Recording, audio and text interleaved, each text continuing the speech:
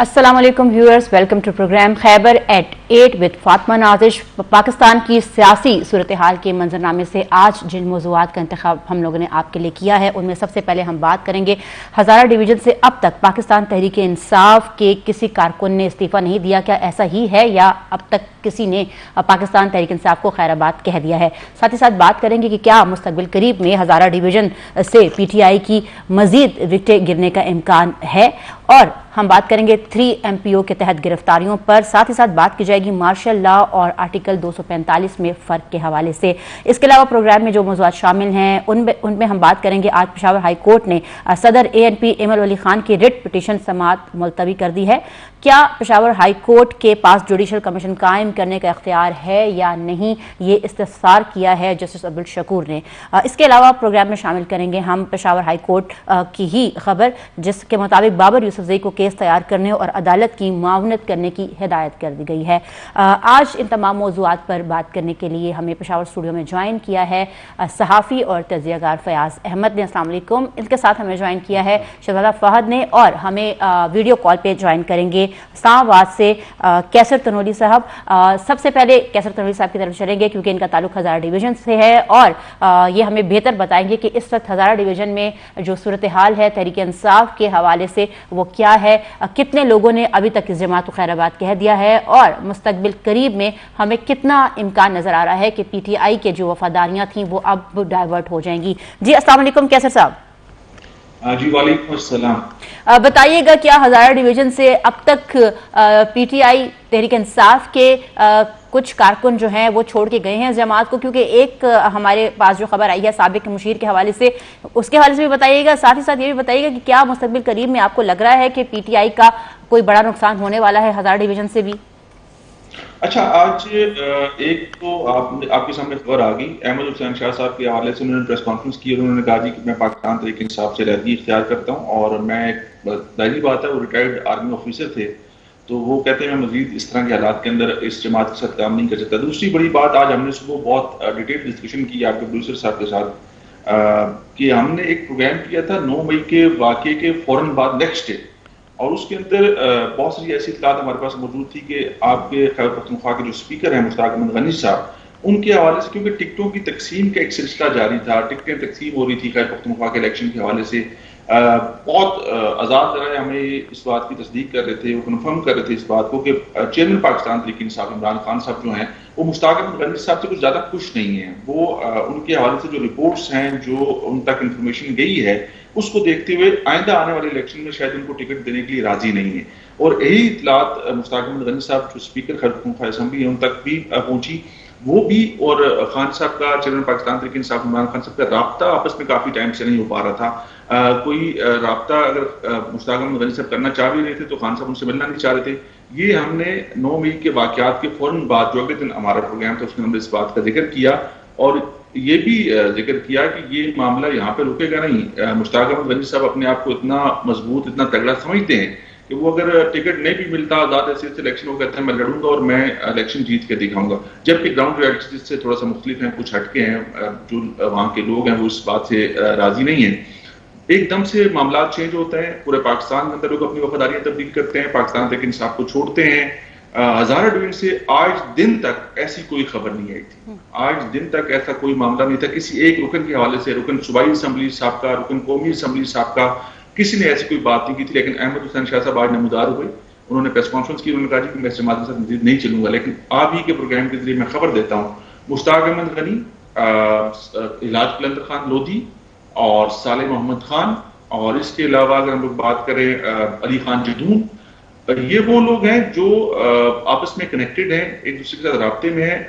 और मानसरा से मेंबर सूबाई असम्बली थे साहब का नवाबजादा फरीद सलाउद्दीन, वो भी आपस में इनके साथ राब्ते में हैं और बहुत जल्द जो है आपको एक बड़ी खबर सुनने को मिलेगी। शायद ये लोग भी उड़ान भरने के लिए तैयार है। कैसे तनवीर साहब, आपने जिन लोगों के नाम लिए काफी प्रोमिनेंट फिगर्स हैं ये सारे PTI के, आपने कहा कि एक और बड़ी खबर सुनने को मिलेगी, तो क्या वो बड़ी खबर कुछ उससे रिलेटेड तो नहीं है? जो खबर हमारे पास आज आई है कि जहांगीर तरीन के 100 PTI के जो अरकान थे साबिक, उनके साथ जो है वो मशावरत चल रही है, क्या कुछ ऐसी भी पॉसिबिलिटी है कि ऐसा हो सकता है?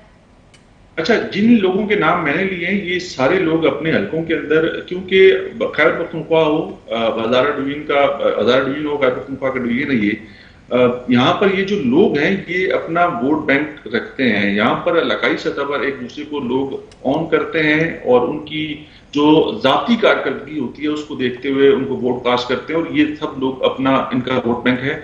मैं नहीं समझता कि ये किसी और ग्रुप के साथ शामिल होंगे फिलफोर, लेकिन अभी ये शायद कोई ऐलान कर सकते हैं 1 दिन में, 2 दिन में, 4 दिन में, दिन आगे पीछे हो सकते हैं, लेकिन इनका आपस में राब्ता है और ये इसके ऊपर सोच विचार कर रहे हैं। लेकिन इसके साथ साथ एक इंपॉर्टेंट चीज जो है, तरीन फैमिली जो है हरीपुर के अंदर, जिसमें उमर अयूब खान साहब हैं, यूसुफ अयूब साहब हैं, उनकी जो बाकी भाई हैं जो पॉलिटिक्स के अंदर मौजूद हैं, उनके हवाले से इतलात ज्यादा होनी चाहिए थी, या ज्यादा उनका राब्ता माजी में एस्टेब्लिशमेंट के साथ, आपको पता है कि मुस्लिम लीग काफ में वो रहे, मुस्लिम लीग नून में वो रहे, और एस्टेब्लिशमेंट ने जब चाह जिद्दत चाह उनको प्लांट किया। लेकिन अब क्योंकि खान साहब ने, आपको पता है कि उमर अयूब साहब को एक बड़ी भारी जिम्मेदारी दे दी, उनको जनरल सेक्रेटरी बना दिया अपनी जमात का, तो अब वो एक फैसला कैसे लेते हैं, कब लेते हैं, इसके ऊपर बहुत ज्यादा क्वेश्चन मार्क है। जबकि सबसे ज्यादा ये सोचा जाता था, सबसे ज्यादा ये कहा जाता था कि अगर कोई सबसे पहले गया तो वो लोग जाएंगे। कैसर साहब, एक और सवाल मेरे जहन में आया है। आपने एक अभी पॉइंट उठाया, आपने अर्ज किया कि जो पाकिस्तान तहरीक इंसाफ के ये लोग हैं जो कि शायद मुस्तकबिल करीब में पार्टी को छोड़ दें, ये अपना वोट बैंक रखते हैं। अभी तक तो जो खैबर पख्तूनख्वा से पीटीआई के लोगों ने छोड़ा है इस जमात को, उनके हवाले से यही कहा जा रहा था कि ये तो नाकारा पुरजे थे, इनका तो कोई पार्टी के साथ जो है कोई इतना पार्टी के ऊपर असर नहीं था अगर ये पार्टी में रहते या पार्टी को छोड़ जाते। लेकिन ये बड़े प्रोमिनेंट फिगर्स और आप कह रहे हैं कि वोट बैंक भी है इनका, तो आपको क्या लगता है कि पाकिस्तान तहरीक इंसाफ को कितना नुकसान उठाना पड़ सकता है हज़ारा डिवीजन से? देखें, हज़ारा डिवीजन के जिन लोगों के मैंने नाम लिए वाकई बड़े प्रोमिनेंट हैं और इनका अपना एक साख है, एक अपना मकाम रखते हैं, जिसमें अगर मैं जिक्र करूं साबिक जो स्पीकर मुश्ताक अहमद गनी साहब हैं, वो उनका अपना एक वोट बैंक है, उनका एक पॉलिटिकल कैरियर है, वो सबके सामने है। दूसरा इलाज कलंदर खान लोधी साहब की बात करूं, मुसलसल 5 दफा मेंबर सूबाई असेंबली मुंतखब हुए हैं। पहले आजाद हिस्से से लड़ते थे इलेक्शन, और आजाद हिस्से से इलेक्शन लड़ने के बाद जीत के वो जो बरसे इक़्तिदार जमात होती थी उसके साथ शामिल हो जाते थे। फिर उन्होंने पाकिस्तान तहरीक इंसाफ को ज्वाइन कर लिया। उसके अलावा अगर हम लोग अली खान जदून की बात करें, मेंबर कौमी असेंबली थे पाकिस्तान तहरीक इंसाफ के टिकट पर, उन्होंने इलेक्शन लड़ा, इलेक्शन जीते। उनके वालिद साहब, उनके एक सियासी बैकग्राउंड है। दूसरी तरफ अगर हम लोग जिक्र करें, साले मोहम्मद खान से मेंबर कौमी असेंबली आजाद हैसियत से मुंतखब हुए थे, लेकिन पाकिस्तान तहरीक इंसाफ की इनको हमायत हासिल थी और ये फिर पाकिस्तान तहरीक इंसाफ का हिस्सा बने। इसके साथ साथ अगर हम लोग बात करें फरीद नवाबदादा फरीद सलाउद्दीन की, तो वो पहली दफा सूबाई असेंबली में गए थे, लेकिन उनके वालिद साहब के एक पॉलिटिकल कैरियर है, वो 5 दफा मेंबर कौमी असेंबली मुंतखब हुए और यंगेस्ट पार्लियामेंटेरियन थे। वो उनका एक अपना मकाम है, इज्जत रुतबा है, वो बरकरार है। लेकिन मामला ये है कि इसमें कोई शक नहीं है कि अगर ये सब लोग यकसू होके एक होके जमात को छोड़ देते हैं, जमात से अलग हो जाते हैं, तो बड़ी मुश्किलात पैदा हो जाएंगी पाकिस्तान तहरीक इंसाफ। आपने ये कहा है कि फिल फोर तो आपको लग रहा है कि किसी नई सियासी जमात में इनका शामिल होने का शायद जो है वो इरादा ना हो या ऐसा कोई सीन ना बने, लेकिन फिर आपको क्या लगता है कि जब अक्टूबर में जो इलेक्शन एक्सपेक्टेड है उसमें आपको क्या सिनेरियो नजर आ रहा है पाकिस्तान तहरीक इंसाफ के हवाले से? देखें, अभी ये तो मैंने आपको मरकजी जो कायदीन है हज़ारा डिवीजन के, जिसमें मेंबर प्रोविंशियल असेंबलीज थे, जिसके अंदर कौमी असेंबली के मेंबर्स थे। एक बड़ा नाम आपको पता है जिसकी आज नाकाबिले ज़मानत गवर्नमेंट की गिरफ्तारी जारी हुई, और वो आजम खान स्वाति का, वो सेनेट में है। तो उनके ऊपर भी बहुत ज्यादा पिछले काफी टाइम से प्रेशर है। उनकी उड़ान भी आप उसको खारिजुल इम्कान ना समझें, वो भी जाहिर बात है बड़े बड़े लोग जो है इस प्रेशर को बर्दाश्त नहीं कर सके, तो वो भी इस पर प्रेशर का शिकार हो जाए। लेकिन ये भी अभी इसको देखना बड़ा जरूरी है, क्योंकि वो अभी मंजर आम से गायब है। कुछ उनके लोगों से मेरा राब्ता हुआ, मैंने उनसे कोशिश की बात कर सकूं, लेकिन वो अभी परेशान है, उनको समझ नहीं आ रही कि उन्होंने कहां पर खेलना है, कैसे खेलना है। वो चाहते हैं कि विकेट की दोनों तरफ खेलें, लेकिन अभी हालात को देखते हो किसी एक साइड लाजमी होंगे, शायद उसमें ज्यादा दिन नहीं है। कैसर साहब, आजम स्वाति जो हैं वो काफ़ी एक्टिव रहे थे, हमें पिछले कुछ महीनों में बहुत ही ज़्यादा एक प्रोमिनेंट फिगर के तौर पर वो नज़र आने लगे थे। आजकल उनकी क्या सूरत हाल है और क्या इतलात हैं कि क्या वो भी पीटीआई को खैरबाद कह सकते हैं? जी, मैं आजम स्वाति साहब का जिक्र कर रहा था ना कि मैंने काफी आज भी उनके लोगों से राब्ता किया, उनसे कोशिश की कि उनसे राब्ता हो सके, उनकी राय जान सके, लेकिन दूसरी तरफ मसला पता क्या है कि वो सेनेट में है। सेनेट में हैं, और दूसरी सबसे बड़ी बात कि जो उनका पिछला 5-6-7 महीने का टाइम है ना, उन्होंने मुश्किल गुजारा है, और शायद अब उससे ज्यादा मुश्किल वक्त आने वाले दिनों में उनको फेस करना पड़ सकता है। तो उसी हालात को देखते हुए अभी तक उन्होंने अपनी पोजीशन वादे नहीं की, लेकिन इसमें कोई शक नहीं होना चाहिए, ये बात खारिजुल इम्कान नहीं है कि उनको भी वो भी उड़ान भर सकते हैं, वो जा सकते हैं, वो भी पाकिस्तान तहरीक इंसाफ को खैरबाद कह सकते हैं। जहां पे हमने बड़े बड़े बुर्ज जो है उड़ते हुए देखे हैं, वहां पर आतंकवाद इतने मजबूत नहीं है। बड़ा ब्रीफ एनालिसिस आपका था हज़ारा डिवीजन के हवाले से। पेशावर के सहाफ़ियों की इस हवाले से क्या राय है, उनसे भी जान लेते हैं। सबसे पहले बात करेंगे शहजादा फहद से। अस्सलाम वालेकुम फहद।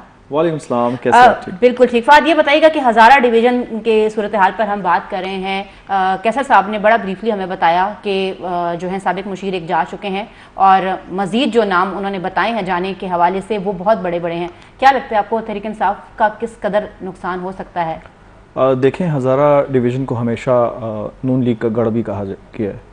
अगर बात करें 13 की इलेक्शन से या उससे पहले तो नून लीग काफ़ी मजबूत थी, लेकिन जब से तहरीक इंसाफ ने वहाँ पे पंजे जमाए हैं तो मेयर की सीट हो या बड़े सूबाई असम्बली की सीट या कौमी असम्बली की सीट, तो हमेशा PTI का वहाँ पे काफ़ी ज़ोर रहा है।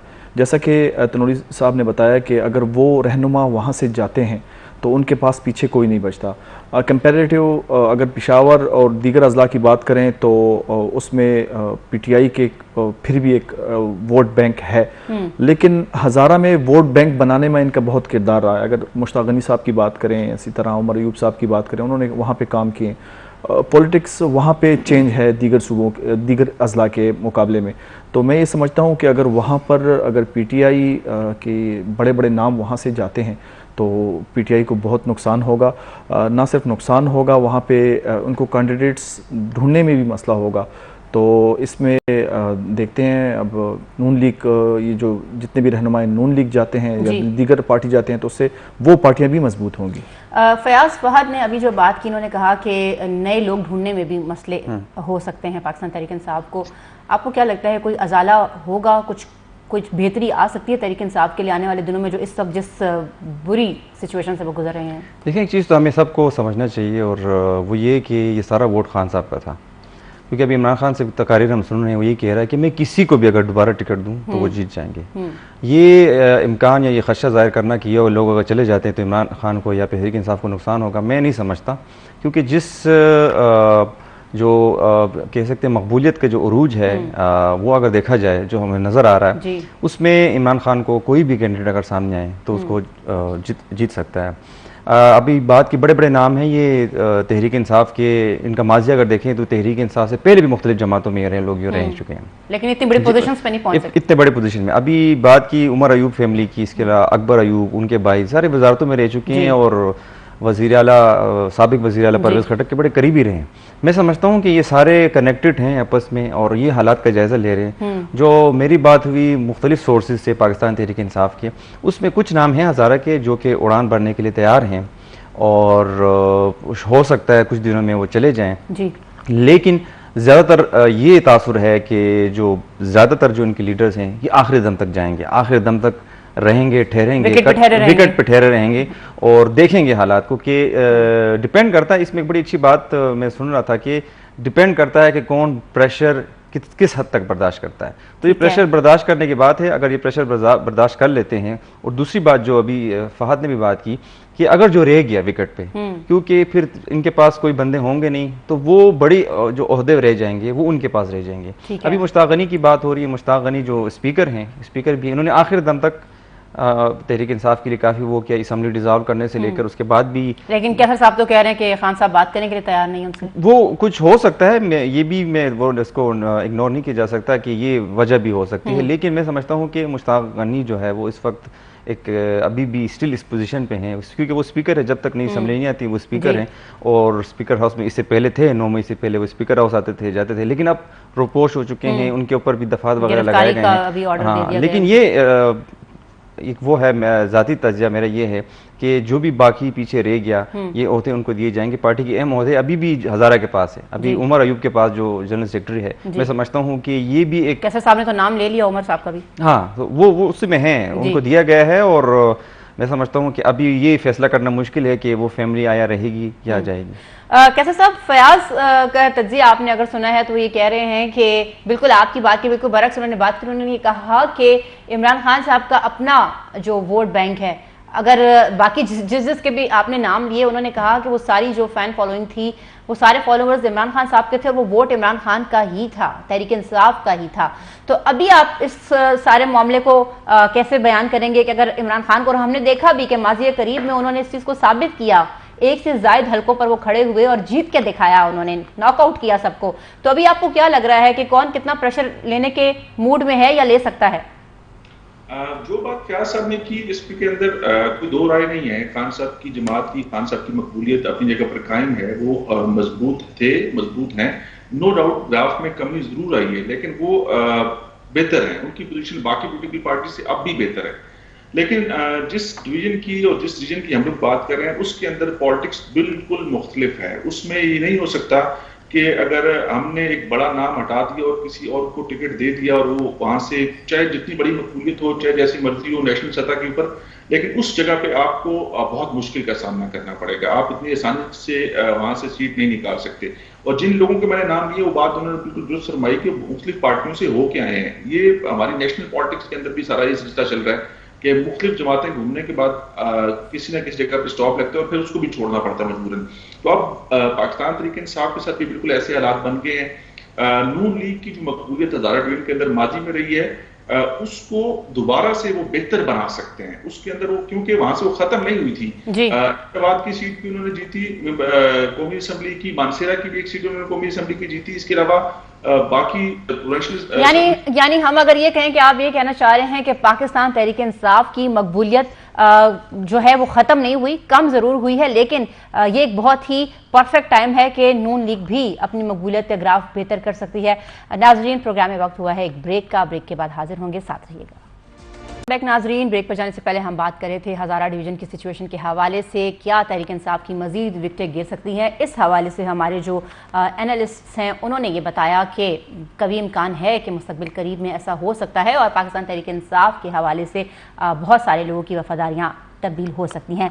हमारा अगला टॉपिक है 3 MPO के तहत गिरफ्तारियां, और इसके साथ साथ हम ये भी अपने जो हमारे तज्ज़ियाकार हैं उनसे जानने की और पूछने की कोशिश करेंगे कि मार्शल लॉ और आर्टिकल 245 में क्या फ़र्क है। सबसे पहले चलते हैं शहजादा फहद की तरफ।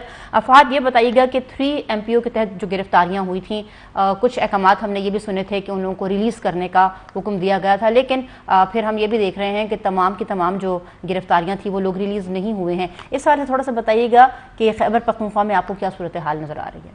आज 77 जो गिरफ्तार कारकुन थे उनको रिहा कर दिया गया है कोर्ट की जानिब से। इंसदाद दहशतगर्दी जिन पे मुकदमात थे, इससे कबल जो है 43 कारकुनों को रिहा किया गया है। सियासी मुकदमात हैं क्योंकि एविडेंस नहीं है मौके पर। बहुत से ऐसे लोग हैं जो मौके पर गए नहीं हैं, सिर्फ पाकिस्तान तहरीक इंसाफ से ताल्लुक़ की बुनियाद पर उनको गिरफ्तार किया गया है, उन पे पर्चे काटे गए हैं। तो 3 MPO के तहत गिरफ्तारियां इस वक्त जितने भी कोर्ट से रिजू हो रहे हैं, इसमें पेशावर हाई कोर्ट की जानिब से जिसने कबल अज़ गिरफ्तारी का भी दरख्वास्त दी थी कि उनको गिरफ्तार ना किया जाए, उस पर भी रिलीफ इन्हें मिला है। तो मैं ये समझता हूँ कि अगर गिरफ्तारियाँ हो रही हैं तो दूसरी जानिब उनको रिहा भी किया जा रहा है। इवन दहशतगर्दी के जो दफात है जिसमें नाकाबिल ज़मानत हैं, वो अफराद भी रिहा हो रहे हैं। काफ़ी लोग हमने देखे जो कारकुन थे, उन्होंने अदालत से रुजू किया और वो रिहा हो रहे हैं। इस वक्त वो रिहा हो रहे हैं, कारकुन तो गिरफ्तार हो रहे हैं। 3 MPO के तहत गिरफ्तारियां भी हो रही हैं। हम इससे भी एक आगे का स्टेप देख रहे हैं जिसमें कि मिलिट्री कोर्ट्स पे मुकदमा चलाए जाने की बात की जा रही है। फयाज, आप ये बताइएगा कि हमने निचली सतह पर तो देख लिया, गिरफ्तारियां भी हुई, पकड़ धकड़ भी हुई। खैबर पख्तूनख्वा की जो मरकज़ी क़यादत थी पाकिस्तान तहरीक इंसाफ की, कल भी हमारे प्रोग्राम में ये मौजूद जो है वो ज़ेर बहस रहा था। अभी भी उनका कुछ पता नहीं है, ऑल्दो कि IG की जानिब से अहकाम जारी किए गए हैं उनकी गिरफ्तारी के हवाले से। तो क्या इस वक्त क्या सीन चल रहा है? इस वक्त तो ये सूरत हाल है कि कारकुन तो गिरफ्तार हुए बहुत से और उसमें रिहा भी हुए। 3 MPO के तहत तो नोटिफिकेशन जो किया गया था, पेशावर हाई कोर्ट ने उसको मुअत्तल कर दिया था, और इसी फैसले को मद्देनज़र रखते हुए जितनी भी गिरफ्तारी हुई थी, तकरीबन मालाकंड में हुई थी या जहाँ भी 3 MPO के तहत हुई थी, वो रिहा कर दी गई हैं। और जो बाकी हैं वो रुजू कर रहे हैं अदालत के साथ, उनको ज़मानतें जो हैं वो मिल रही हैं और वो रिहाई हासिल कर रहे हैं। दूसरी जानिब क़यादत की बात की, तहरीक इंसाफ की क़यादत इस वक्त तो मुकम्मल आपस में राब्ते में है, चूँकि मैं मुसलसल इस स्टोरी को फॉलो कर रहा हूँ। उनके कायदीन का ये मानना है, उन्होंने तस्लीम किया कि वो बाकायदा एक व्हाट्सएप पर एक दूसरे से राब्ते में, लेकिन वो एक जगह पर नहीं है, वो रोपोश हो चुके हैं। एक ये भी बताया जाता है कि उनके लिए सेफ हेवन इस वक्त गिलगित बल्तिस्तान है। ये बहुत से लोगों का एक वो है, और किसी हद तक ये इंसाफ की हुकूमत है वहाँ, और ये है, ये किसी हद तक सही भी है। तो वहाँ पर कुछ कायदीन इनके मौजूद हैं, चूँकि अगर बड़े बड़े नामों की बात करें, जैसे साबिक वज़ीर आला परवेज़ खटक हैं, साबिक वज़ीर आला महमूद ख़ान हैं, इसी तरह अली अमीन गंडापुर हैं, और कामरान बंगश हैं, तैमूर सलीम जगड़ा हैं, और बहुत से ऐसे नाम हैं जो हमें मरकज़ी क़यादत हैं, जो कायदीन हैं वो इस वक्त रोपोश हैं। वो उनको पुलिस से हमारी जब बात हुई थी तो कुछ का एक पता लगा दिया गया था, जो इस्लामाबाद में उनकी लोकेशन जो है उनके वो हुई थी। निगरान वज़ीर इत्तलात ने हमसे जब बात की थी, उनका ये कहना था कि बहुत से ऐसे हैं जो इस वक्त दूसरे सूबे गए हुए हैं। अब वो बता नहीं रहे, लेकिन उनका ये कहना है कि बहुत से ऐसे सूबे हैं, और उन्होंने मजीद ये भी कहा कि कुछ तो बाहर चले गए हैं, बैरून मुल्क गए हुए हैं, लेकिन उनका अभी तक नाम नहीं किया जा रहा। अगला सवाल तो हमारा ये था कि अगर वो गए हैं तो आप लोग उनको कहाँ, आप लोगों ने अभी तक क्यों मंजर आम पर नहीं लाए। तो लेकिन ये सूरत हाल है कि इस वक्त वो अंडरग्राउंड है। ये उनको हिदायत मिली है कि आप लोगों ने फ़िलहाल गिरफ्तारी नहीं देनी, क्योंकि एक रहनुमा से जब मेरी बात हुई, उनका ये कहना था कि अगर मैं इन 2-3 केसेस में चला जाता हूँ तो मुझे ये बताया गया है कि आपके लिए और भी केसेस तैयार हैं, अगर मैं इसमें ज़मानत हासिल कर लूँ तो मुझ पर मजीद केसेस नए केस में जो है गिरफ्तारी हो सकती है। कैसर तनोली साहब की तरफ चलेंगे। कैसर साहब, आप इस वक्त वफाक में हैं, और कल जो हमारे पास खबरें आई थी उसमें ये कहा गया था कि वफाक की जानिब से बड़ा प्रेशर जो है वो डाला जा रहा है खैबर पख्तूनख्वा में कानून नाफिज करने वाले इदारों पर, और इसी वजह से IG खैबर पख्तूनख्वा ने भी कल अहकाम जारी किए थे जो पाकिस्तान तहरीक इंसाफ के सरकर्दा रहनुमा थे उनकी गिरफ्तारियों के हवाले से। आप बताइएगा वफाक में इस सारी सिचुएशन को लेकर क्या बातचीत चल रही है, और साथ ही साथ ये भी बताइएगा कि जो मुख्तलिफ धरने बनने की एक खबर आ रही है खैबर पख्तूनख्वा की जो मरकजी क़यादत थी तहरीक इंसाफ की, उसके हवाले से आपको क्या लग रहा है कि क्या सूरत हाल है? अच्छा, एक चीज तो आप लोग ज़हन में रखें कि गैर मामूली हालात, गैर मामूली हालात के अंदर गैर मामूली इक़दाम होते हैं। 9 मई का जो वाक़या था, इस तरह के वाक़यात हमने माजी में इस तरह के वाक़यात नहीं देखे, बहुत सारे वाक़यात देखे, बहुत ज्यादा पॉलिटिकल एक्टिविटीज देखी, पॉलिटिकल प्रोटेस्ट देखे, तोड़ फोड़ देखी, लेकिन 9 मई को जो हुआ इससे पहले ये नहीं देखा। तो ये मतलब कि गैर मामूली हालात पैदा हुए, अब गैर मामूली इक़दाम हो रहे हैं। लेकिन एक चीज हम लोग हमेशा कहते हैं, मैं जाती तौर पे ये बात हमेशा कहता हूँ कि हमारे मुल्क के अंदर सिस्टम मौजूद है। अभी फयाज ने कहा कि अदालतों से उनको रियायत भी मिल रही है। जाहिर बात है, अगर कोई गिरफ्तार होता है तो उसके पास उनकी एक राइट मौजूद है कि वो अपने केस को डिफेंड करे कि उसका किस हद तक कसूर था, और जो लेके कानून नाफिज करने वाले इदारे हैं, पुलिस है, तो हमने बहुत सारे लोगों को रिलीफ मिलते हुए देखा। हमने लोअर कोर्ट से, हाई कोर्ट से, सुप्रीम कोर्ट से जिसको लेके गए उसको रिलीफ मिलते हुए देखा। लेकिन यहाँ पर मामला एक और है कि अब बहुत सारे लोगों के ऊपर दहशतगर्दी के दफात के तहत मुकदमा दर्ज हुए, और दहशतगर्दी की दफात के अंदर हमने तो यही सुना था कि नॉन बेलेबल ऑफेंस है, इसके अंदर आपको फौरन से जमानत नहीं मिलती, लेकिन हमने यहाँ पे जमानतें होती हुई देखी हैं। इसका मतलब ये है कि कोर्ट से आपको रिलीफ मिल रहा है। आप ये नहीं कह सकते कि बहुत बड़ा जुल्म है, बहुत बड़ी तबाही मच गई है और चीजें जो हैं बिल्कुल आउट ऑफ कंट्रोल हो गई, ऐसा नहीं है। लेकिन जहां पर आपने एक गैर मामूली वाकया पेश आया, वहां पर आपको गैर मामूली हालात पेश करने पड़ेंगे। ये नहीं हो सकता कि अगर आप कोई बहुत बड़ा जुल्म, जबर और इस तरह काम करते हैं और आप ये समझेंगे नहीं अब हमें रियायत दी जाए, तो ऐसा नहीं होता। दूसरी तरफ ख्याल है कि कुछ लोग जो है वो रुपोश हो चुके हैं। परवेज खटक साहब को जिक्र किया, परवेज खटक साहब या कुछ और ऐसे लोग हमारी इत्तलात ये हैं, हमारे सोर्सेज ये बताते हैं कि उनको गिरफ्तार करना ही नहीं चाहते फिलहाल। अगर उनको गिरफ्तार करना हो, हमारा इंटेलिजेंस नेटवर्क इतना स्ट्रॉन्ग है, ये चीजें ज़हन से निकाल देनी चाहिए कि कोई किसी को नहीं गिरफ्तार कर सकता, किसी की पोजीशन का पता नहीं लगाया जा सकता। वो लोगों के साथ राब्ते हैं, उनके साथ मैसेज शेयर होते हैं, पैगाम दिए जाते हैं कि अब हमारी मूव ये है, हमने ऐसा करना है। तो ये तो बिल्कुल ऐसी बात है कि अगर चाहेंगे, जब चाहेंगे गिरफ्तार कर सकते हैं। और कुछ लोगों के हवाले से इत्तलात बिल्कुल मौजूद है कि वो हमारे पड़ोसी मुल्क चले गए हैं। पड़ोसी मुल्क अफगानिस्तान का जिक्र होता है कि अफगानिस्तान चले गए, तो इसमें भी काफी हद तक जो है सोर्स बताता है कि बाकी लोग गए हैं। लेकिन अब जितना लोग अपने आप को छुपाएंगे, जितना अपने आप को पीछे लेके जाएंगे, मसाइल उनके लिए मजीद बढ़ जाएंगे। इस चीज़ की तरफ भी थोड़ा सा जो है इसको क्लियर कीजिएगा ताकि हमारे जो सुनने वाले हैं उनको समझने में आसानी हो। आपने कहा कि गिरफ्तारी करना ही नहीं चाहती, वरना रियासत जो है उसका जब रिट होती है तो फिर वो किसी कोई बच नहीं पाता। पंजाब के मुकाबले में हम खैबर पख्तूनख्वा के जो पीटीआई की क़यादत है उसके ऊपर ये क्यों हम मेहरबानी देख रहे हैं? नहीं, के ऊपर मेहरबानी नहीं है। मैं सिर्फ परवेज खटक साहब का जिक्र कर रहा हूँ। परवेज खटक साहब के हवाले से अगर वो गिरफ्तारी, जाहिर बात है परवेज खटक साहब का जो मादी है, परवेज खटक साहब, मैं ओपनली ये बात कर सकता हूँ, उनका एस्टेब्लिशमेंट के साथ बड़ा क्लोज कनेक्शन रहा है और अभी भी है। तो ये नहीं हो सकता कि परवेज खटक साहब जो है एकदम से वो जो है गायब हो जाए या एकदम से उनको ले आया जाए और वो आके प्रेस कॉन्फ्रेंस करते हैं। उनका तरीका थोड़ा सा मुख्तलिफ होगा, लेकिन अब उसमें कितना टाइम लगता है, वो कितना टाइम लेते हैं, ये वक्त बताएगा। लेकिन दूसरी तरफ अगर बाकी आप क़यादत की बात करें, वो लोग इस तरह के पुरतशद्दुद वाक़यात को जो है वो अपने साथ जोड़ना नहीं चाहते, जिसमें महमूद खान साहब हैं, तैमूर सलीम झगड़ा साहब हैं जिनका आपने जिक्र किया, वो अपने साथ इन मामलों को जोड़ना नहीं चाहते। वो उससे मुकम्मल बिल्कुल अलहदी इख्तियार करना चाहते हैं और वो चाहते हैं कि वक्त गुजर जाए और फिर हम आगे बाद में इस सारी। बिल्कुल ठीक है, आप कह रहे हैं कि वो लाताल्लुकी इसलिए दिखा रहे हैं कि ये वक्त जो है वो गुजर जाए। फाद और फयाज, आप दोनों से जो है मेरा सवाल वो एक ही होगा, और सवाल ये है कि कल हमारे जो कुछ एनालिस्ट आए थे उन्होंने ये कहा कि जैसे अभी कैफर साहब ने कहा कि खटक साहब के बड़े अच्छे ताल्लुकात हैं एस्टेब्लिशमेंट के साथ, तो हमारे कल जो एनालिस्ट थे उन्होंने ये कहा कि हमारे जो जितने भी पाकिस्तान तहरीक इंसाफ के साबिक वज़रा हैं या MPs थे, उन सब के बड़े अच्छे ताल्लुकात बहुत सारे महकमों के साथ जो कि कानून नाफिज करने वाले ही होते हैं। आप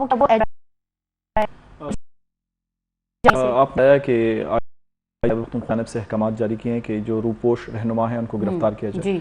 मेरी इत्तला के मुताबिक, मैंने कंफर्म सोर्स है, मैं बताना नहीं चाहता, पुलिस ऑफिशियल जो है जी, ऐसी कोई किसी किस्म के अहकामात जारी नहीं हुए इनको गिरफ्तार किए, मैं कंफर्म कह रहा हूँ। बिल्कुल ठीक है।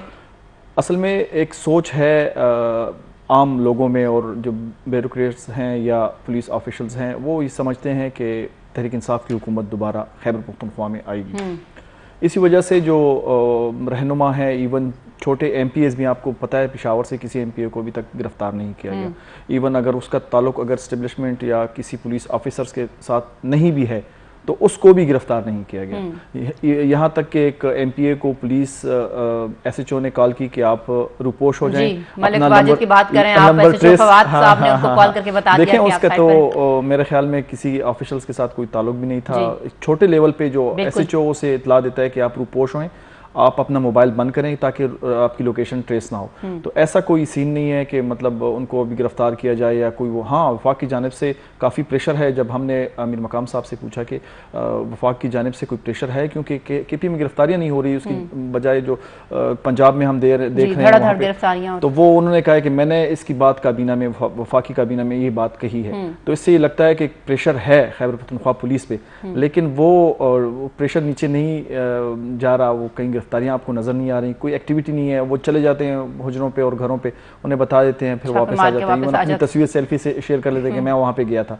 तो किसी किस्म की गिरफ्तारियां अभी तक नहीं हुई और मुझे नहीं लगता कि आइंदा भी कोई गिरफ्तारियां होंगी। फयाज, ये भी ऐड कीजिएगा कि खैबर पख्तूनख्वा में आपको क्या लगता है, अभी फवाद ने भी ये जिक्र किया, कल के एनालिस्ट भी ये कह के गए हैं कि बड़ा कभी इम्कान है कि खैबर पख्तूनख्वा में तहरीक इंसाफ फिर से आ सकती है। इससे ये तो इस पे ये पहले भी हम तज्जिया कर चुके हैं और इस पे बात हुई है कि तहरीक इंसाफ जो है, अगर उनको खेलने का मौका मिला, यहाँ पे एम्फेसिस करना चाहता हूँ, खेलने का मौका मिला पिच पे रहकर, तो मैं समझता हूँ कि वो दोबारा आ सकते हैं और उनकी हुकूमत आ सकती है, इसमें कोई शक नहीं है।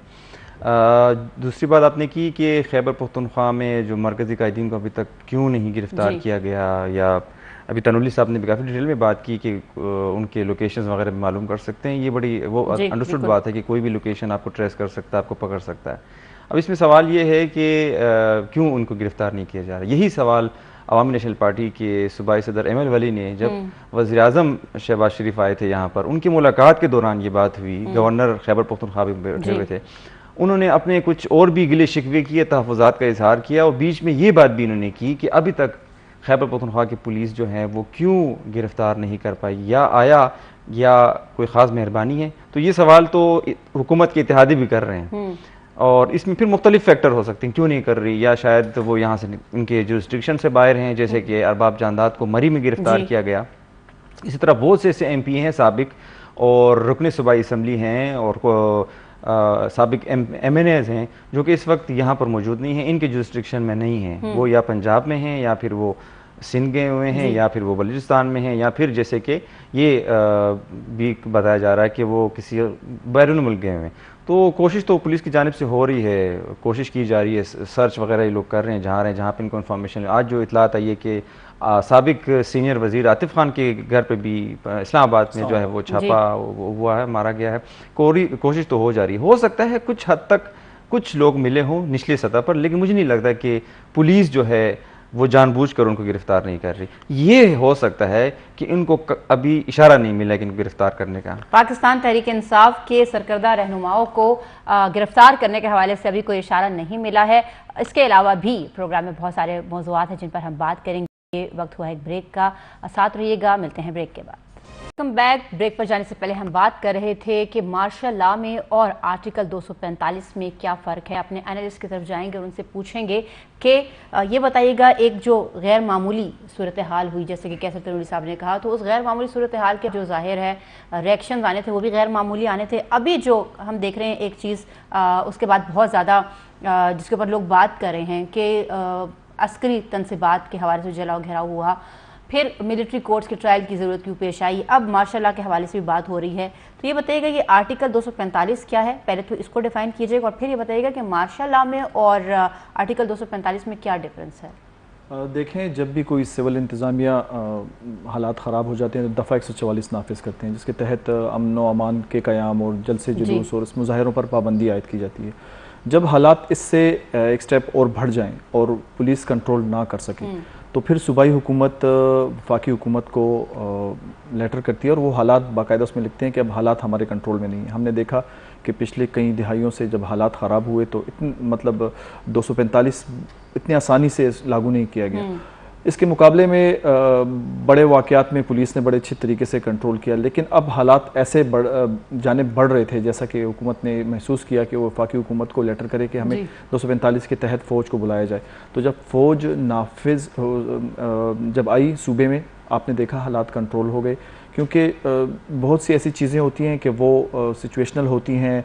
सूबाई हुकूमत ने महसूस किया कि अब वो पुलिस कंट्रोल नहीं की जा सकती। हमारे पास सबसे बड़ा वाक़या जो था ये पेशावर के हालात कंट्रोल, क्योंकि हम वो रिपोर्ट कर रहे थे सुबह से ही रेडियो पाकिस्तान और रेड जोन में दाखिले की कोशिश, और हमने ये भी देखा कि पुलिस के पास नफरी इतनी नहीं थी कि जो उसको कंट्रोल कर सके। रेड जोन वो बहुत अलग से किस्सा चला जाएगा, सूबाई असम्बली का गेट तक तोड़ने की कोशिश की गई। असल में बंदे पेशावर में पुलिस फोर्स के पास इतने नहीं थे। मुझे समझ नहीं आ रही इतनी बड़ी फोर्स और इतने तादाद होने के बावजूद, करीबी पुलिस लाइन है, करीबी 4 पुलिस लाइन है, वहाँ से नफरी बुलाने की बजाय 200 से 300 अफराद को रेड जोन में इसकी सिक्योरिटी पे लगाना, और वो फिर उस पे फाइंडिंग्स अगर की जाएँ तो बहुत सी चीज़ें उसमें निकलेंगी। क्यों उन्होंने फोर्स डिप्लाई नहीं की, क्यों मुजाहिरीन को कंट्रोल नहीं किया। लेकिन उसके बाद फिर 245 आर्टिकल लगा, आपने देखा कि फिर हालात नॉर्मल हो गए। तो इसमें सिविल इंतज़ामिया को कंट्रोल होने, हालात कंट्रोल करने में मुकम्मल नाकाम हो चुकी थी, जिसके बाद सूबाई हुकूमत ने हालात के मुताबिक 245 नाफिज किया।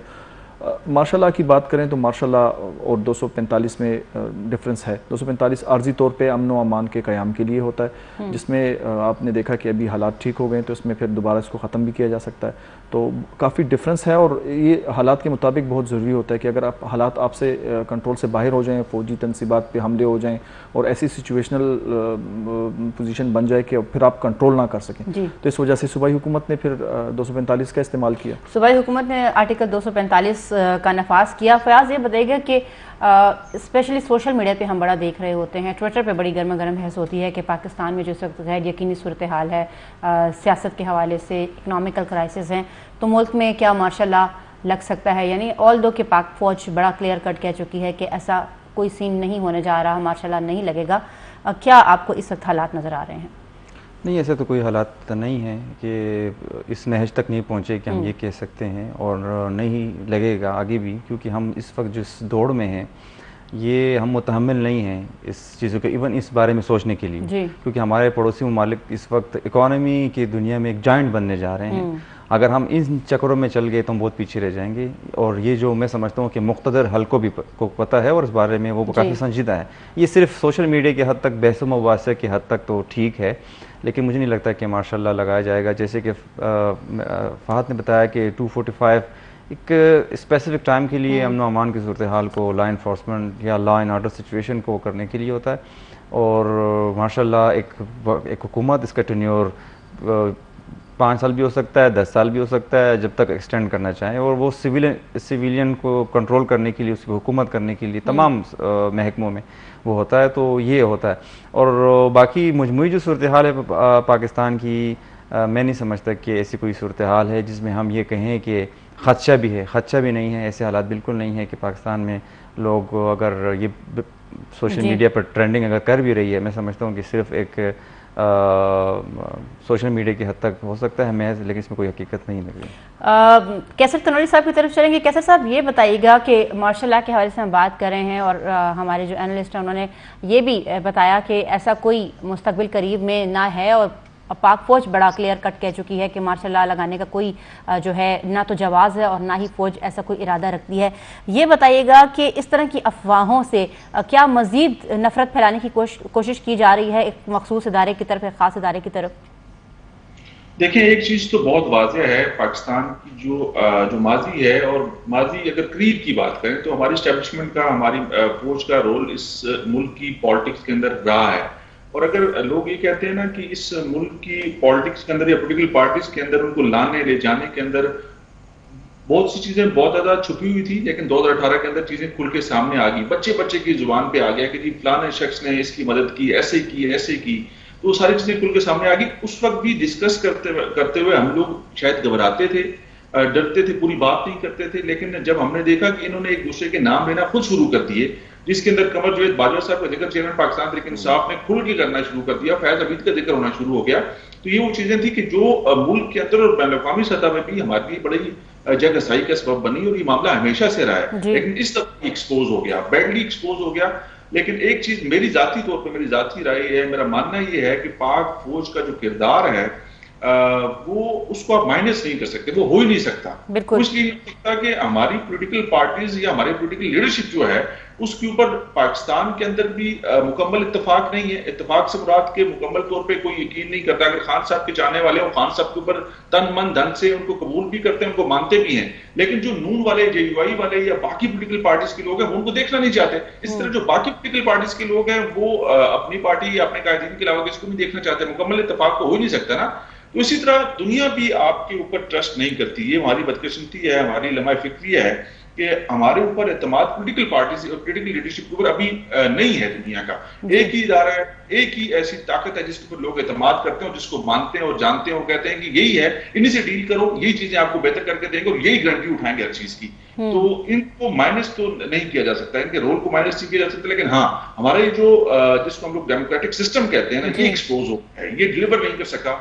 ये जिस तरह से लोगों की उम्मीदों के मुताबिक इसको चलना चाहिए था या इन लोगों को डिलीवर करना चाहिए था, इनकी जगह जगह पे नाकामियां हमारे सामने आई, चाहे वो कोई भी पॉलिटिकल पार्टी क्यों नहीं है। खान साहब को 3.5 साल दिए, लोग, हमें याद है, हम लोग खुद भी इसको एक बड़ी तब्दीली और एक बड़ा होप थी लोगों को कि शायद 3.5 साल जब पाकिस्तान तहरीक इंसाफ की हुकूमत आएगी तो चीजें बहुत बेहतर हो जाएंगी। खान साहब ने बहुत ज्यादा दावे किए थे, लेकिन 3.5 साल बाद हमें ये सुनने को मिल रहा था कि अल्लाह माफ करे, बहुत बुरे हालात हो गए, चीजें मशहूर हो गई हैं, अब हम लोग किस तरफ जाएं, इन्होंने तो हमारा बेड़ा गर्क कर दिया।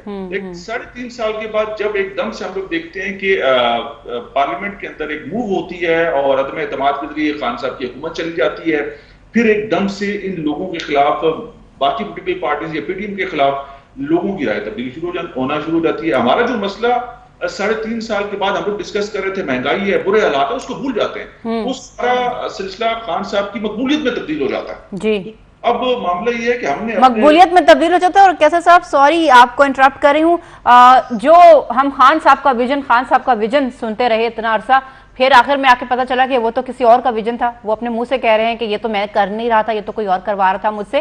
तो चीज जो काफी जो है वो स्कैटर्ड हो गई और लोगों को अब सोचने का मौका मिला है कि एक्चुअली क्या हो रहा था। प्रोग्राम में हम अगले टॉपिक को शामिल करते हैं जो कि आज का वाकया है। पेशावर हाई कोर्ट ने सदर ANP एमल वली खान की रिट पिटीशन समाअत मुलतवी कर दी। फाद, आप मौजूद थे उस वक्त, आपका जो आंखों देखा हाल था वो क्या था, क्या मामला है? आज ट्विटर पे बड़ी गर्मा गर्म इस चीज के ऊपर हमने देखा कि गुफ्तगू होती रही कि जज साहब ने पूछा कि एमल वली कौन है। जी, ऐसा है कि आज केस लगा था दहशतगर्दों की दोबारा सूबे में आबादकारियों के हवाले से अवामी नेशनल पार्टी की जानिब से केस था। तो केस की समाअत काफ़ी लेट शुरू हुई, 18 नंबर पे ये केस था। तो जब हम अदालत में मौजूद थे, एमल वली खान साहब आए, वहाँ पर केस इनके वकील जो हैं उन्होंने दलाइल शुरू किए कि दोबारा इनको आबाद किया जा रहा है, इनसे मुआहदे किए जा रहे हैं, ये सामने लाए जाएँ, किसने मुआहदे किए, किसके कहने पे किए, और किसने मुआहदे किए, किसके कहने पे किए। प्रोग्राम में वक्त हुआ है एक ब्रेक का। ब्रेक के बाद अपने नाजरीन को इन तमाम मुआहदों के हवाले से फात की ज़बानी आगाह करेंगे। साथ रहिएगा, मिलते हैं ब्रेक के बाद। बात कर रहे थे कुछ मामलात की और फहद हमें बताएंगे कि वो क्या मामलात थे जिनके ऊपर आज कोर्ट में बहस हुई और फिर वो ट्विटर तक जा पहुंचे। ऐसा है, जब प्रोसीडिंग शुरू हुई कोर्ट की तो ANP के जो वकील थे बाबर यूसुफजई साहब, उन्होंने दलाइल दिए कि क्योंकि सूबे में काफ़ी अमन व अमान दोबारा बहाल हुआ है और इस दौरान मुआहदे किए गए, दोबारा दहशतगर्दों की आबादकारियाँ की गई, तो इस हवाले से जुडिशल इंक्वायरी तश्कील दी जाए। जिस पर फाजिल अदालत ने बताया कि क्या आप हमारे पास इख्तियार है कि हम इस पे वफाकी हुकूमत को डायरेक्शन दे सकें। जस्टिस अब्दुल शकूर थे गालिबन। जी, दो DB थी, 2 रुकनी जो जज बैठे थे। तो इस पर उन्होंने दलाइल दिए कि नहीं, ये एक इंसानी हुकूक के हवाले से ये केस है। काफ़ी इसमें दलाइल हुए। जज साहब ने बताया कि हमारे पास इख्तियार नहीं है, आप पहले वफाक के पास जाएँ, अगर वफाक के पास जाते हैं, वहाँ से हो के आते हैं तो फिर हम आपको सुन लेंगे। तो इस पर जो वकील थे उन्होंने बताया कि आइन में ऐसा हमारे पास कोई गुंजाइश नहीं है कि हम वफाक के पास डायरेक्टली जाएं। इस दौरान एक दिलचस्प वाक़या ये हुआ कि जज साहब ने जब पिटीशन देखी तो उन्होंने पूछा कि एमल वली खान कौन है। एमल वली कौन है? पिटिशनर, दरख्वास्त गुजार, जिसकी जानिब से ये दरख्वास्त सामने आई, जिस पर बताया कि क्या काम करते हैं। नॉर्मली जजेस जो हैं वो पूछते हैं दरख्वास्त गुजार का, इसमें ये बात होती है कि वो पता करें ये शहरी है क्या है। तो इस पे उनके वकील ने बताया कि ये पॉलिटिशियन है और इनकी जानिब से दरख्वास्त दायर की गई। ये भी खबर एक सामने आई है कि उस रिट पिटीशन पे नाम ही दर्ज नहीं था, कुछ ऐसा भी था। ऐसा था कि उन्होंने पूछा कि कौन है, गालिबन ऐसा ही था कि उन्होंने, क्योंकि उन्होंने पूछा कि कौन है दरख्वास्त गुजार, नॉर्मली वो पूछते हैं कि कौन, तो उन्होंने नॉर्मल इससे अंदाज में पूछा कि कौन है और क्या काम करते हैं। तो इस पर जो वकील थे उनके, तो उन्होंने बताया कि एमल वली खान और वो पॉलिटिशियन है। काफ़ी दलाइल के बाद जब कोर्ट मुतमईन नहीं हो सकी, क्योंकि उन्होंने वकील दरख्वास्त गुजार जो थे बाबर यूसुफजई साहब, उन्होंने कहा आप नोटिस कर दें वफाक को। तो जज साहब ने ये बताया कि कैसे नोटिस करें, आपके पास अगर कोई ऐसा केस है जो इससे कबल हाई कोर्ट की जानिब से वफाकी हुकूमत को डायरेक्शन दी गई हो कि आप इंक्वायरी करें, तो अब मेरे पास ले आएँ, मैं देख लूँगा, उसके बाद हम फैसला करेंगे। तो इसमें टी ब्रेक हो गई। टी ब्रेक के बाद फिर हमने देखा कि एमल वली खान साहब मीडिया से गुफ्तगू करने आए और वो काफ़ी नाला नजर आए। उन्होंने कहा बरहम थे, काफ़ी बरहम थे। उन्होंने ये भी बरहमी का जो है इजहार उन्होंने अपने ट्वीट में भी किया है। फयाज से पूछेंगे, फयाज क्या ट्वीट किया उन्होंने? बड़ा गुस्से से जो है वो एक उन्होंने, इसमें जो कुछ आज कोर्ट रूम में हुआ उसमें खैर ये तो होते रहते हैं अक्सर वक्त, बाज़ औक़ात पेशतर में यही पूछते हैं कि कौन है, मुद्दई कौन है, क्या नाम है, दरख्वास्त गुजार कौन, ये तो एक आम सवाल है, यही पूछा था। लेकिन सोशल मीडिया पे एक उसको सियासी टच दे दिया गया है। मैं समझता हूँ ऐसा नहीं होना चाहिए।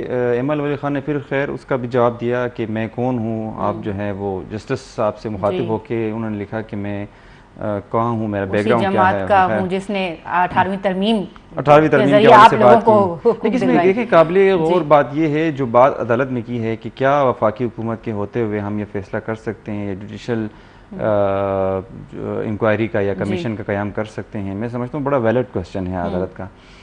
PDM की हुकूमत है, अवामी नेशनल पार्टी हर मामले में उनके इत्तेहादी हैं, वो एक पेज पर बैठते हैं, आया इस्लामाबाद की तरफ मार्च होता है, ये उनके साथ जाते हैं, और इस मामले पे आकर ANP अकेली क्यों है, ये सवाल है। और एमल वली को सोचना चाहिए, पूछना चाहिए अपने इत्तेहादियों से। और विफाक में अगर हुकूमत है, वज़ीर आज़म यहाँ पर आए थे, हालिया दौरा हुआ था, उनके सामने यही डिमांड रख देते कि इनके खिलाफ जुडिशल कमीशन का या जो भी इंक्वायरी करना चाहते हैं वो करें। मैं समझता हूँ वफाक अगर इस पे इंटरेस्ट ले और वफाक अगर इस पे काम करे तो ये हो सकता है। ये अदालत का बड़ा वैलिड है कि हम यहाँ पर आया हम कर सकते हैं या हम उनको ये हिदायत जारी कर सकते हैं या हुक्म दे सकते हैं वफाकी हुकूमत के होते हुए। मैं समझता हूँ ये सवाल है वो बड़ा पेचीदा सवाल भी है, थोड़ा टेक्निकली भी इसको देखना चाहिए, कानूनी इसमें क्या वो है, और लेकिन सवाल बड़ा वैलिड है जिस पे एमएल वली को मैं समझता हूँ कि अपने इत्तेहादियों के साथ बैठकर इसका जवाब ढूंढना चाहिए। कैसे तनवीर साहब आपकी तरफ आएंगे इस सवाल के साथ कि फयाज ने बात की कि पीडीएम का इंतहाई अहम जो है वो तस्वर की जाती है सियासी जमात, लेकिन जब बात आती है किसी अहम मामले की तो जो अवामी नेशनल पार्टी है उसको कुछ ख़ास हमें नहीं नज़र आ रहा होता कि जो है लिफ्ट करवाई जा रही है। तो आपको क्या लगता है कि अवामी नेशनल पार्टी को वफाक में बैठ के आप कैसे देख रहे हैं कि क्या इनका आने वाला मुस्तकबिल क्या है? अगर तो पीडीएम जो है वो मज़ीद बेहतर पोजीशन के साथ या ग्राफ के साथ सामने आती है तो अवामी नेशनल पार्टी कहाँ स्टैंड करेगी? अच्छा, एक तो ये बड़ा नॉर्मल सा प्रोसीजर है, इमरान अली खान साहब इसको दिल पे ले गए। ये जो भी पिटिशनर होता है उससे पूछा जाता है कि आपका नाम क्या है और आपका प्रोफेशन क्या है, तो उसको दिल पे लेकर उन्होंने ट्वीट कर दिया और उन्होंने अपना सारा शजरा नसब बयान कर दिया। तो जाने ठीक है, उनका राइट था। दूसरी बात यह है कि वफाकी हुकूमत के पास वो तमाम तरह रिकॉर्ड मौजूद है। ये बात बिल्कुल दुरुस्त है कि कौन लोग कब आए, किस मुआहदे के तहत आए, कहाँ पर आबादकार हुए, किन कंडीशंस के ऊपर उनको लाया गया और कहाँ कहाँ पर वो इस वक्त मौजूद है, ये सारा रिकॉर्ड मौजूद है। और उस रिकॉर्ड का जाहिर बात है, आपको साबका हुकूमत ने ये सारे मुआहदे किए, उसके अंदर कौन कौन से आपके जिम्मेदार लोग थे उनका जिक्र बारहा हुआ। फैज साहब का जिक्र हुआ, उसके अंदर हमारे प्राइम मिनिस्टर ने उसको ऑन भी किया कि वो जाहिर बात है कि हमारे लोग थे, अगर हमसे नाराज होकर या किसी भी मुश्किल वक्त में वो कहीं गए थे तो उनको वापस तो लाना था ना, उनको एक अच्छा मुस्तकबिल देना था, उनको उनके बारे में सोचना था। तो वो सारी बातें रिकॉर्ड पर मौजूद हैं। तो लेकिन एक और मसला है, आजकल हमारे पॉलिटिशियन ये समझते हैं कि यार कोई भी अगर मसला है, चाहे किसी की गली का, नाली का, गटर का, सीवरेज का, उसको कोर्ट ले जाएं और कोर्ट उसके ऊपर कोई फैसला दे दे तो हमारे लिए बड़ी आसानी हो जाएगी। हमारे अगर हम लोग लोअर कोर्ट्स की बात करें, हाई कोर्ट्स की बात करें, सुप्रीम कोर्ट्स की बात करें, कोई और केस हमें सुनने को मिलते ही नहीं है। पोलिटिकल केस ही चल रहे होते हैं, पोलिटिकल पार्टीज के केस ही चल रहे होते हैं। तो ये सबसे बड़ी बदकिस्मती है ना कि अगर आप एक मसले को जिस जमात के आप इत्तेहादी हैं, उस जमात का वफाक के अंदर मुकम्मल कंट्रोल है, और अब तो बहुत ज्यादा कंट्रोल है, और जिनकी मदद से सारे सिलसिले हुए वो लोग भी इधर ही मौजूद हैं, आप उनसे पूछें। आप बजाय इसके कि कोर्ट में जाके दरखास्त दायर कर दें कि आप इसके ऊपर हमें रिकॉर्ड लेकर दें या आप इसको कोई फैसला जारी करें, हमें सियासतदानों को, सियासी जमातों को अभी अपने कुछ कदम पीछे खींचने होंगे। अदालतों की तरफ ही हमें हर मसले को लेके जाना और फिर वहीं से हर मसले का हल तलाश करना, ये किसी के हक में नहीं है। इससे पहले जो कुछ होता रहा उससे भी नुकसान हुआ। अब जो सुप्रीम कोर्ट या high court, Lahore high court को देख लें, सुप्रीम कोर्ट को देख लें, पेशावर हाई कोर्ट को देख लें, सिंध हाई कोर्ट को देख लें, हर जगह पे आपको सियासी जो बड़े लोग हैं, जो सियासी जमातें हैं, उन्हीं के केस सुनने को मिलते हैं। तो ये मामला तो किसी भी तौर पे आपके हक में नहीं है, किसी भी सियासी जमात के हक में नहीं है, किसी भी सियासी जमात के हक में ये मामलात नहीं है। फहद, इसी हवाले से आप बताइएगा क्योंकि आप मौजूद थे आज यहाँ पे, तो क्या किसी सहाफ़ी ने ये सवाल उनसे किया जिसकी तरफ कैसर तनवीर साहब ने इशारा किया है कि भाई आप मामला कोर्ट में क्यों लेकर आते हैं? इतनी बड़ी जिस जमात का आप एक इत्तेहादी हैं वो तो सिर्फ हुकूमत में है, रूलिंग पार्टी है, तो क्या इस हवाले से कुछ था? जब प्रोसीडिंग ख़त्म हुई, उसमें टी ब्रेक हुई, तो उसके बाद वहाँ प्रेस कॉन्फ्रेंस के लिए एमएल वली साहब आए। काफ़ी गुस्सा नज़र आया उनका। पहला ही वो था, जवाब था कि मुझे ऐसा नहीं लग रहा कि आसार ने ये केस आगे लेके जाएंगे। मतलब उन्होंने वो सिचुएशनल ऐसे भांप ली और अपना एक जहन बना लिया था कि बस मेरी पिटीशन जो है वो खारिज हो जाएगी। तो वो इस दौरान सहाफ़ियों ने क्वेश्चंस भी पूछे, बड़े से सवालात पूछे, क्रॉस क्वेश्चंस पूछे, लेकिन वो काफ़ी गुस्से में नज़र आए। उन्होंने कहा कि नहीं, ये होना चाहिए, नोटिस देना चाहिए, क्योंकि ये केस था। तो पीडीएम के हवाले से भी बात हुई, इसके हवाले से कि आप उनसे बात करें।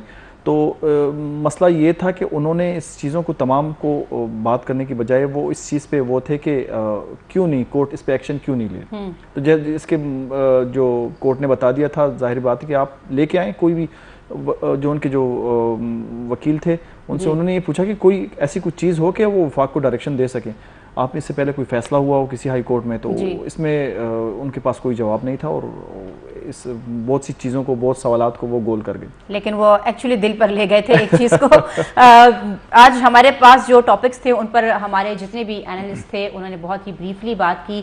पाकिस्तान के सियासी मंजरनामे से आज के लिए इतना ही। प्रोग्राम में शरीक थे आज फयाज अहमद, शहजादा फहद और इसके अलावा इस्लामाबाद स्टूडियो से मैं ज्वाइन किया था कैसर तनवीर ने। आप सबका बहुत बहुत शुक्रिया। नाज़रीन, अगले प्रोग्राम तक के लिए दीजिएगा इजाज़त। अल्लाह हाफिज़।